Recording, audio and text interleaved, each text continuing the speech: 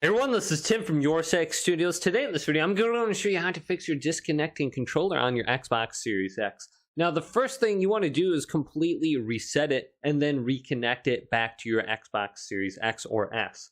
Now, to do this, on the top of the controller, there is a sync button right here.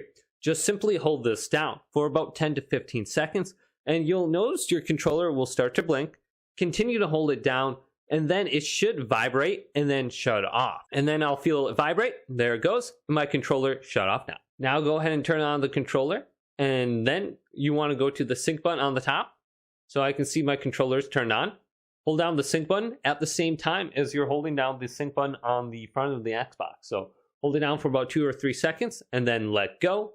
And they should be synced now. And the controller should be usable now. Now on the home screen of your Xbox, let's go up to settings right here.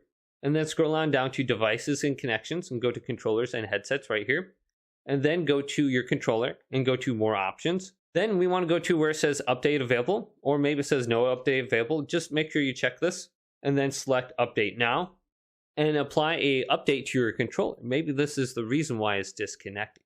Otherwise, you can change out the battery, see if that is the issue. Maybe it's losing power. Also, you do have the option to try playing with a USB cable if that is an issue that lingers on and you can't resolve it. Then when you're back at the main settings menu, let's go over to system and then go to updates right here and select this, and then check for a latest console update as well and see if there's any firmware you need to download and install there too.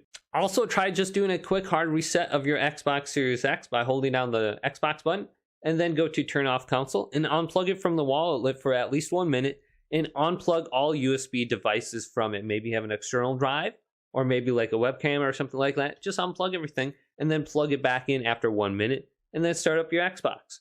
But hopefully this quick little video did indeed help you out. If it did, leave it a big thumbs up and subscribe to my channel down below for more tech up videos coming up next on Your Sex Studios.